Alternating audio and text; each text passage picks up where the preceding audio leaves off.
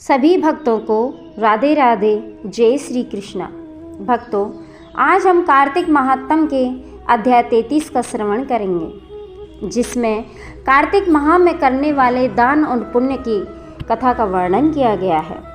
सूत जी ने कहा, इतनी कथा सत्यभामा को सुनाकर भगवान श्री कृष्णचंद्र संध्या करने को महल में चले गए। यह कार्तिक मास का व्रत भगवान विष्णु को अति प्रिय है तथा भक्ति को प्रदान करने वाला है।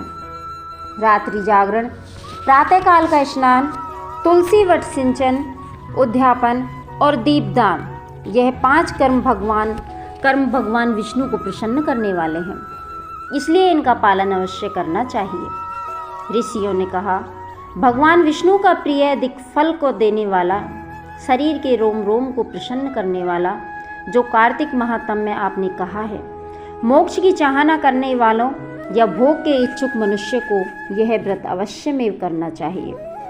किंतु हम एक बात आपसे पूछना चाहते हैं, वह यह है कि यदि कार्तिक मास का व्रत करने वाला किसी संकट में फंस जाए, या वह जंगल में हो अथवा वह किसी रोग से ग्रस्त हो जाए, तो फिर वह कार्तिक व्रत को किस प्रकार करें, क्योंकि यह विष्णु का अतिशय प्रिय है।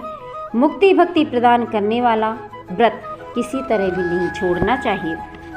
श्री सूत जी ने उत्तर दिया, यदि कार्तिक व्रती किसी संकट में फंस जाए तो वीरता के साथ शंकर जी तथा भगवान विष्णु के मंदिर के पास हो तो उसमें जाकर रात्रि जागरण करें।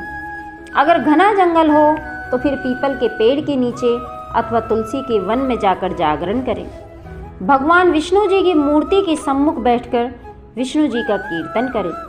ऐसा करने से हजारों गौओं के दान के बराबर फल मिलता है। जो मनुष्य विष्णु जी के कीर्तन में बाजा बजाता है, उसे बाज पे यज्ञ के बराबर फल मिलता है। और हरि कीर्तन में नृत्य करने वाले प्राणी को समस्त तीर्थों का स्नान करने का फल मिलता है। किसी संकट के समय या रोगी हो जाने पर यदि जल न मिल सके तो केवल भगवान विष्णु के नाम मात्र से मार्जन ही कर ले। यदि उद्यापन न कर सके तो व्रत की पूर्ति के लिए केवल ब्राह्मणों के प्रसन्न होने से विष्णु जी प्रसन्न रहते हैं। यदि आप दीपदान कर सकें, दूसरों की दीप की वायु आदि से भली भांति रक्षा करें, और यदि तुलसी का पौधा पास न हो तो वैष्णव ब्राह्मण की ही पूजा कर लें, क्योंकि भगवान सदा अपने भक्तों के पास रहते हैं। इन सब के न होने पे व्रती ब्राह्मण गौ, पीपल और वट वृक्ष की श्रद्धा से सेवा करें। सोनकादि ऋषियों ने कहा, आपने गौ तथा ब्राह्मणों के सदृश पीपल और वट वृक्षों को बतलाया है, और सभी वृक्षों में पीपल का वृक्ष और वट वृक्ष श्रेष्ठ क्यों कहे गए हैं। श्री सूत जी ने कहा, पीपल का पेड़ साक्षात विष्णु भगवान है और पलाश का पेड़ साक्षात ब्रह्मा। इन वृक्षों की पूजा, सेवा तथा दर्शन से सब पापों का नाश होता है।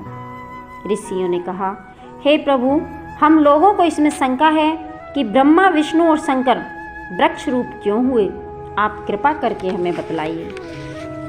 श्री सूत जी ने कहा, प्राचीन काल में भगवान शंकर और पार्वती जी विहार कर रहे थे। उस समय उनके विहार में विघ्न डालने के विचार से ब्राह्मण का रूप धारण करके अग्निदेव वहां पर गए। विहार के आनंद का नाश हो जाने के कारण क्रोध में भरकर श्री पार्वती जी ने समस्त देवताओं को शाप दे डाला। पार्वती ने कहा, हे देवताओं, विषय सुख को कीट पतंगे भी जानते हैं, उसमें आप लोगों ने देवता होकर विघ्न डाला है, इसलिए आप सब लोग वृक्ष हो जाओ। सूत जी ने कहा, इस प्रकार क्रोधित पार्वती जी के शाप से सब देवता वृक्ष हो गए।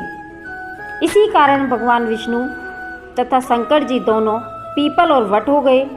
इसी कारण भगवान विष्णु का शनिदेव के साथ योग होने के कारण केवल शनिवार को ही पीपल का स्पर्श करना चाहिए और किसी दिन नहीं करना चाहिए।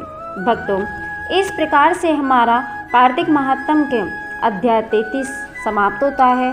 आगे की कथा हम अध्याय 34 में श्रवण करेंगे। यदि आपको हमारी वीडियो अच्छी लगी तो लाइक करें, कमेंट करें और चैनल को सब्सक्राइब करें, जिससे आगे आने वाली वीडियो आपको मिलती रहे।